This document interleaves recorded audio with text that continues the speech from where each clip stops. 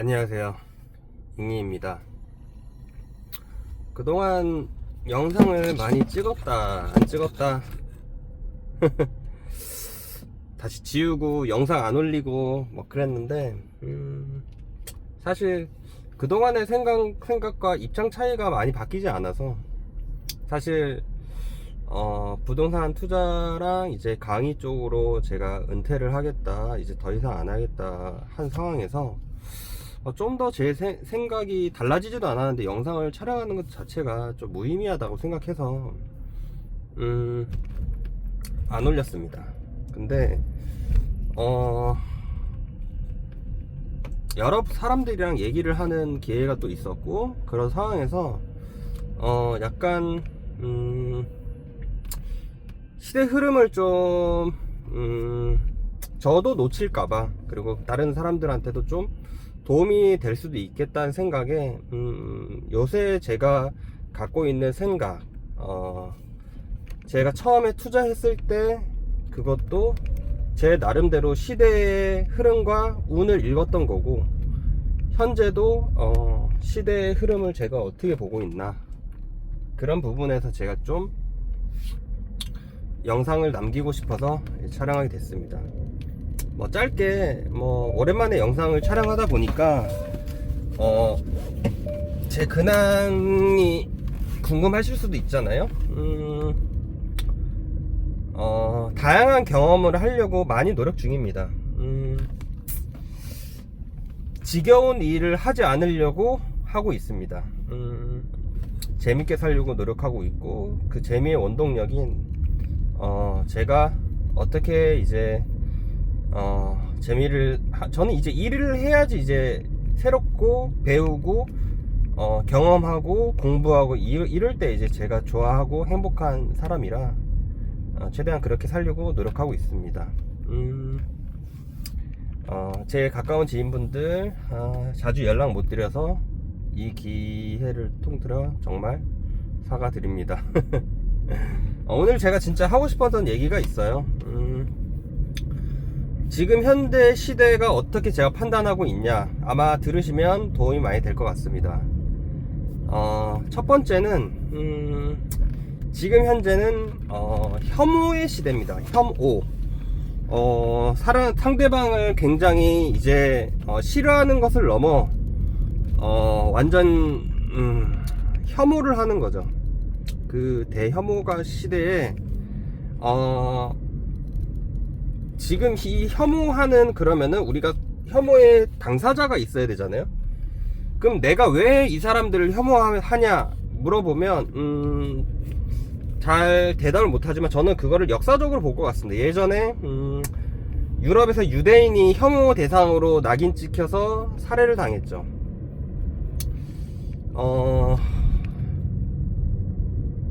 우리나라의 예를 들어 비슷한 지금 포지션은 약간 중국인인 것 같습니다.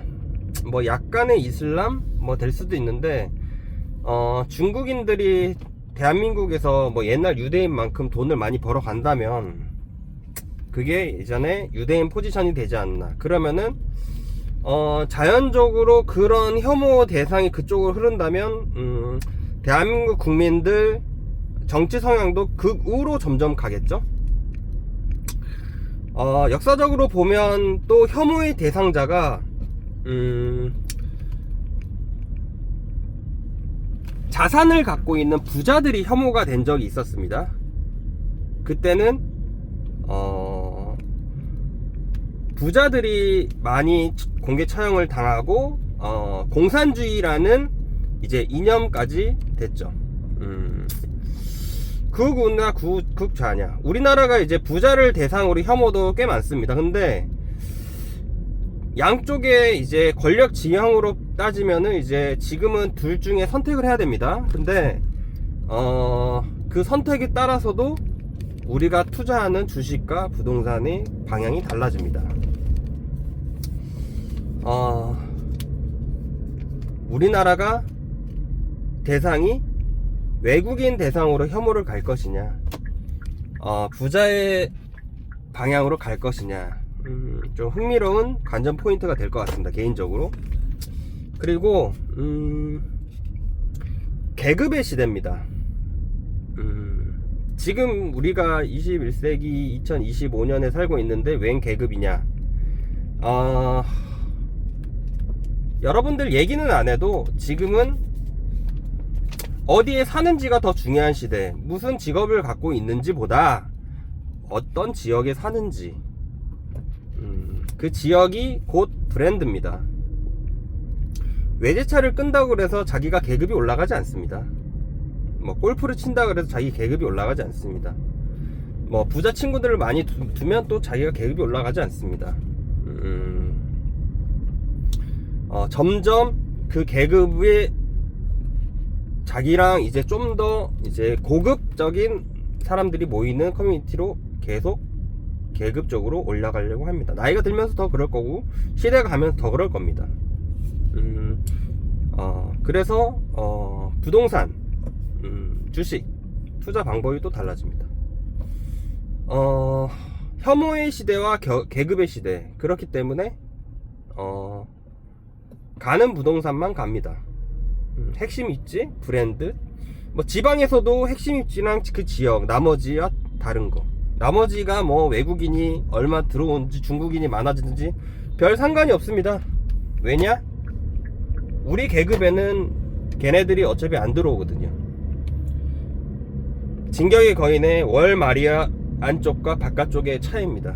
그래서 그 계급의 시대입니다.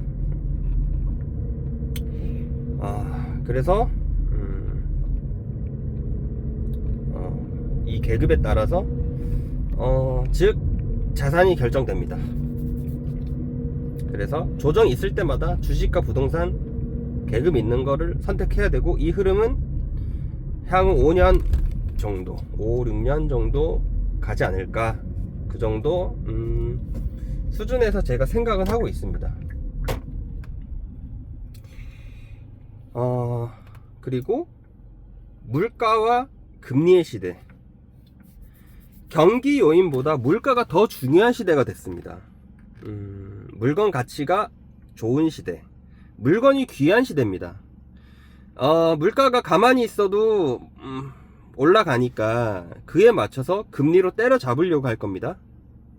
그렇기 때문에 부동산 자산 가치가 우리가 봤을 때 밸류에이션으로 판단하면 안 됩니다. 지금은 아까도 얘기했지만 혐오와 계급의 시대이기 때문에 조정 있을 때마다 좀 더 위로 갈 수 있는 계급, 여러분들 계급을 돈 주고 살 수 있잖아요. 좋은 시대입니다. 계급 자체는 인류가 태어난 이래로 없어질래 없어질 수가 없습니다. 사유재산이 있으니까요. 그렇기 때문에 그 계급을 돈 주고 살 수 있는 시대입니다. 그래서 물가와 금리의 시대에 맞춰서, 근데 부동산은 사실 지금의 시대는 악재입니다. 부동산 쪽 투자를 제가 점점 안 하려고 하고 이런 이유도 물가가 상승되니까 그에 맞춰서 금리 요인으로 계속 기준금리 10% 갈 수도 있다고 봅니다. 저는 나중에. 왜냐? 물가를 잡아야 되니까요. 그렇기 때문에 더 이상 부동산의 밸류 판단으로 의미가 없다. 월세 수익률 좋은 부동산은 가격 하방 지지는 좋을 수 있으나 사실 상승장 어느 정도 되면은 또 올라가는 폭이 또 제한적일 수 있다, 이렇게 봅니다. 그렇기 때문에 더더욱 역설적으로 공급이 참 쉽지가 않습니다. 물가가 오르기 때문에 원자재도 오릅니다. 원자재가 이제 있어야 우리가 건축을 하는데, 그러니까 기존 건축물이 오히려 반사이익으로 잔존 가치가 많이 남은, 그러니까 감가상각이 덜 된 부동산일수록 가격 상승이 이루어집니다. 그래서 물건이 귀한 시대, 물가와 금리 시대 얘기하면서 이제 앞으로 올 원자재 시대와 물건이 귀한 시대까지 얘기했습니다. 기존 건축물이 대접받고 재개발 재건축이 힘들어집니다. 하지만 지금 시대가 계급의 시대이기 때문에 계급과 혐오의 시대이기 때문에 핵심 입지의 재건축 재개발은 좋죠. 왜냐? 핵심 입지는 대기하고 있는 그쪽 지역에 살고 싶어하는 아직 사람들이 많습니다. 즉 그 동네에 계급을 따고 싶어하는 사람들이 아직은 있어요. 더 있습니다. 그렇기 때문에 우리나라 인구뿐만 아니라 전 세계적으로 그쪽 동네에 집을 갖고 싶어하는 사람이 있습니다. 그렇기 때문에 핵심 입지의 재개발 재건축 이외에는 재개발 재건축 투자를 좀 안 하는 게 낫겠다. 대신 잔존 가치가 남은 부동산에 투자하되 가급적이면 핵심 입지, 작은 평수라도 핵심 입지에 있으면 좋겠다, 이런 생각을 들고, 또한 중요한 것은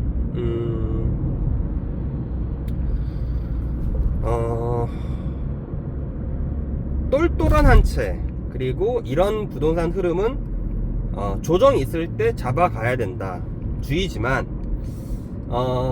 아까 얘기했던 그 혐오의 대상이 어디로 향하느냐에 따라 규제가 풀릴 수도 아닐 수도 있다. 규제가 풀린다면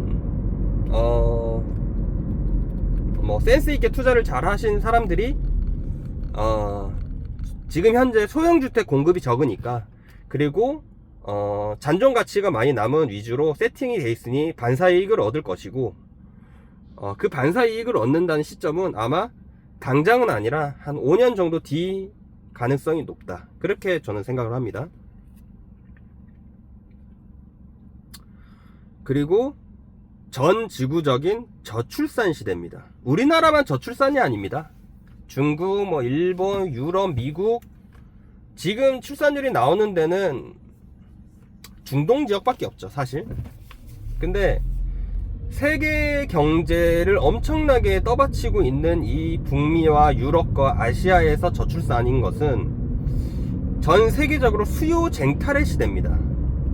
우리가 태평양 전쟁, 20세기 초 태평양 전쟁, 2차 세계대전 일어났을 때 그때 어땠습니까? 수요 쟁탈의 시대였습니다. 식민지 늘리려고 현안이 돼 있던 시대였어요.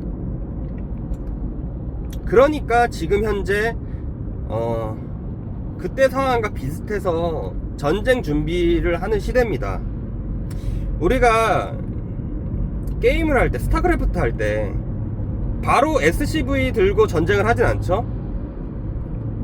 뭐 팩토리라도 올려야지 그 다음에 우리가 탱크를 뽑을 거 아닙니까? 일단 전쟁 준비하려면 생산시설을 지어야 됩니다. 생산시설을 우리 쪽으로, 우리 동맹국, 우리 쪽, 우리 자국에 최대한 유치를 해야 전쟁할 때 유리합니다. 그렇기 때문에 그거는 역사적으로 관세전쟁과 무역전쟁은 그 생산시설을 옮기는 중이 있는 겁니다.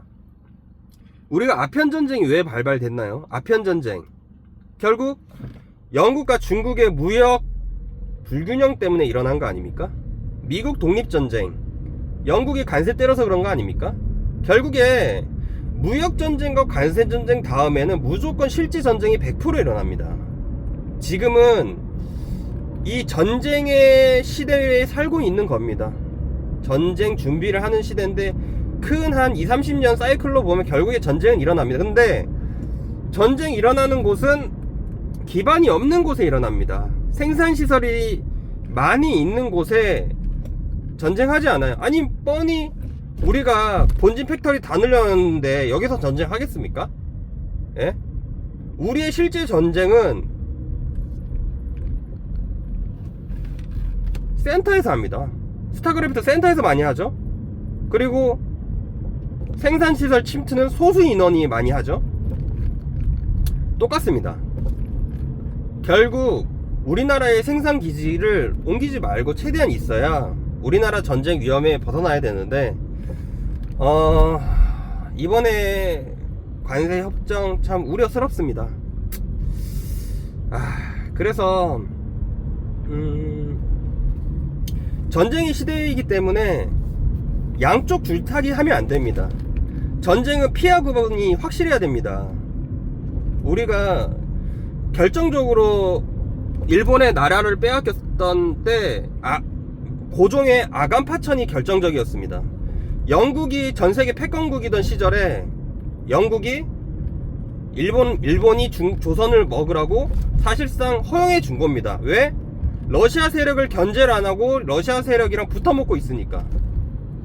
지금 현재 패권국가 미국, 근데 향후 중국이 패권국가가 된다고 베팅을 하면 뭐 그럴 수 있죠. 근데 그거에 따른 실패는 어마어마할 겁니다. 우리가 일본한테 먹혔듯이. 우리나라 국력이 세지만 그때는 조선은 약했죠. 우리는 현재는 셉니다.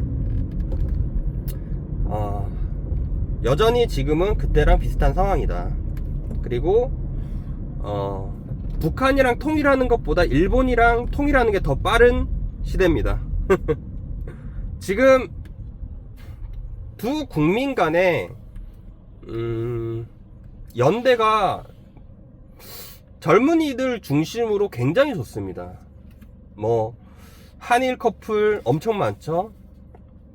그리고 일본 여성들은 한국어로 일본 라인으로 메시지를 보낼 때 한국어를 써갖고 그거를 번역해서 이렇게 하는 사람들도 많습니다.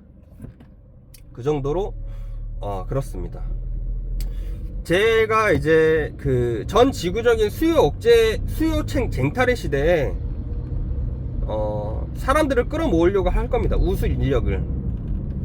그렇기 때문에 우리가 투자 포지션은 그러면은 주식과 부동산에 투자해서는 그럼 답이 다 나왔습니다.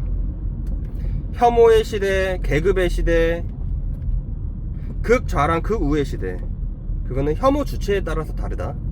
그리고 물가와 금리의 시대, 그리고 원자재의 시대, 그리고 전 지구적인 수요 쟁탈의 시대, 그리고 전쟁 준비의 시대, 그리고 향후 5년 동안 달러 약세의 시대입니다. 또 여전히 달러 약세의 시대라 개인적으로는 미국 주식은 정리를 해야 되고, 신흥국은 원자재를 많이 보유하고 있는 나라가 많고, 그 다음에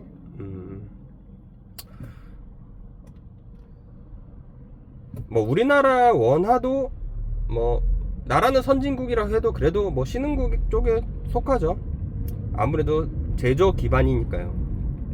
그래서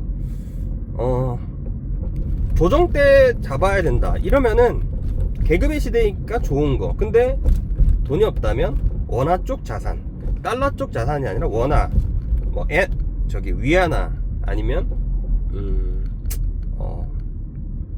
뭐 예전처럼 뭐 제2의 이제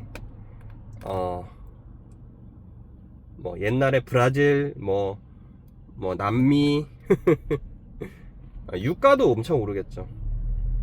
그런 시대니까 투자라는 게 사실 제 투자 스타일은 전체적으로 이제 거시적인 거 본 다음에 이제 미세하게 들어가는 방식이기 때문에. 근데 뭐 완전히 이제 이렇게만 보는 것도 아니고 개별로 잡을 때는 기술적 투자자라 사실 차트 많이 보고 감입니다. 사실 이거는 전체적인 생각에 불과하고 사실 투자는 감입니다, 여러분. 오늘 제가 이렇게 영상 촬영한 것은 저 나름대로 또 기록을 남기려고 제일 큰 목적으로 찍었고, 그리고 혹시나 또 도움이 되시는 분들이 또 계실 수 있어서 이렇게 영상을 오랜만에 촬영을 했습니다. 봐주셔서 감사하고 또 다음 영상으로 찾아뵙겠습니다. 아마 뭐 내년쯤 되지 않을까 생각을 하고 있습니다. 영상 봐주셔서 감사합니다. 미리 가을, 겨울 추위 조심하시고 건강관리 열심히 하시고, 저도 크로스핏 여전히 하고 뭐 헬스도 하고 운동을 하려고 합니다. 그래서 건강관리 하시고 감사합니다. 오랜만에 영상 촬영했습니다. 감사합니다.